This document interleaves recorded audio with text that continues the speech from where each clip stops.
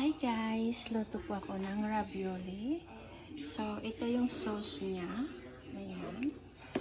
Ano lang ito, mag-isa po kayo ng sibuyas, tsaka garlic, tsaka sibuyas. And then, ilunod nyo yung ground beef. Ground beef yan. And then, pagkatas ng ground beef, ilunod nyo yung mushroom. Hilig ako sa mushroom. And then, pagkatapos ng mushroom, ilunod nyo yung sauce. This is like Alfredo sauce, white sauce, any kind of sauce you like. And then, ilunod nyo ito pag naluto na siya ng mga 20-25 minutes siguro. Ayan. And then, ilunod nyo na ito. Ihuli nyo na para green pa siya. Tapos, lagyan nyo ng salt, chicken bouillon powder, ayan, and then pamienta. And then, ito naman ang aking ravioli. Ayan. Yung ravioli, pasta. Fresh siya. Bilihin nyo lang sa mga store. Pwede na yan. Mayroong fresh sila na ravioli. Kung kaya nyo gumawa, pwede rin yung gawin yung pasta siya. Ayan. So, ipi-plating ko na. Ayan. So, ito, kanina pa ito, naka-ano lang siya dito. Naka-low lang siya para mainit. And then ito, pinatay ko ng kunti muna.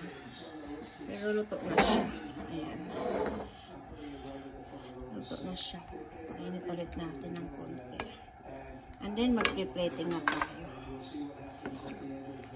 Ayan. Tama, tikman na natin.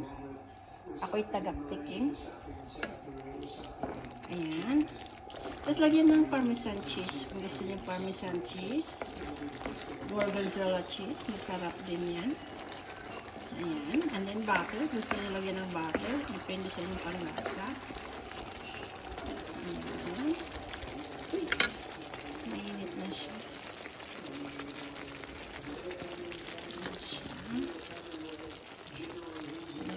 Sandali lang ito na primer.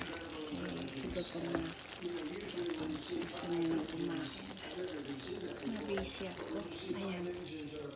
Tikim blues na tayo, mga guys. Diba? Wow. Super sarap.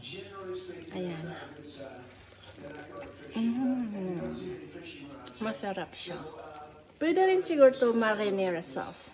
Nung gusto niya ng marinara sauce. Ito masyado creamy kasi siya. Marinara sauce is the red sauce. Pero gusto ko pa talaga ang ito, white sauce. So, ayan. Luto na siya. Ainit na lang siya.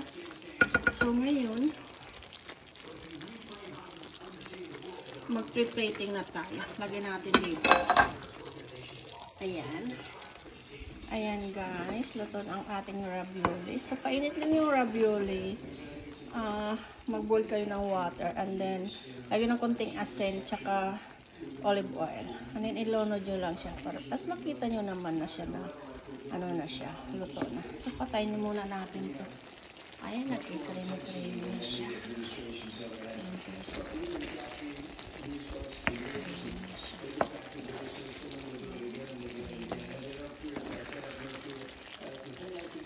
So, ito muna, patay na natin ang dalawa, patay na. So, ayan. Ayan. Salain lang natin para masala yung tubig.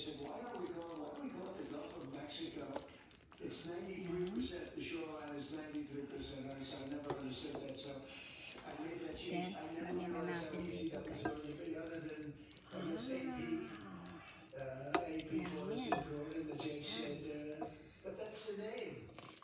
And actually, they were sort of semi-prohibited from even covering us after that. It was pretty amazing.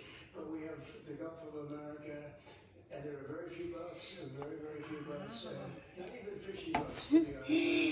And then, ilunod lang natin itong sauce. Ayan. Creamy siya masyado. Ayan, may cheese yan. Depende yan ang cheese gusto niyo. Okay. are like 5% Bago lang of what they natin. were a year ago. Yummy. Less than 5%.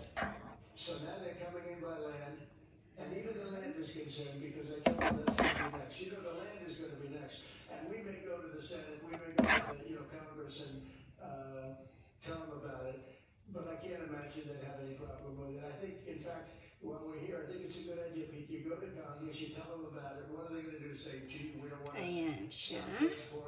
Ano yung lagyan natin nito? Sibuyas na. Ayan.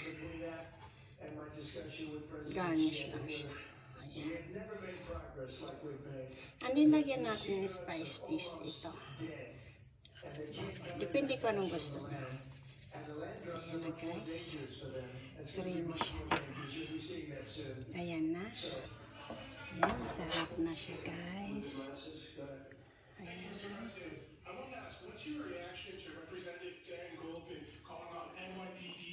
Thank you guys for watching. Halika, kain po tayo. Ayan. Kuha ako ng tinidor. Pork. Ayan. Ay, kayo guys. Samahan niyo akong kumain na. Ayan.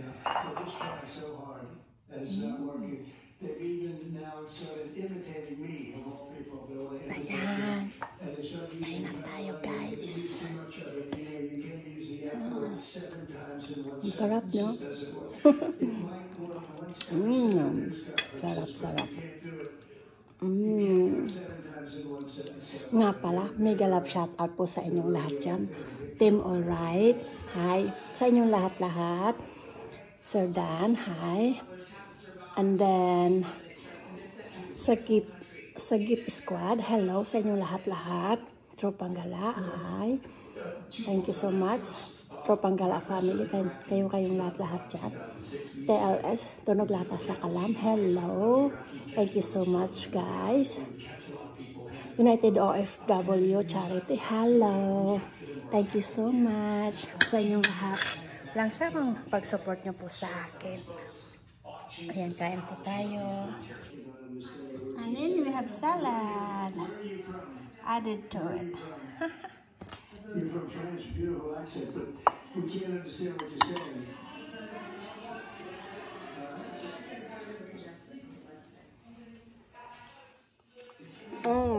Sarap. Cherry tomato from our garden. Yum, yum, yum. Don't worry about it. Is there any question? They're not going to do anything with the West.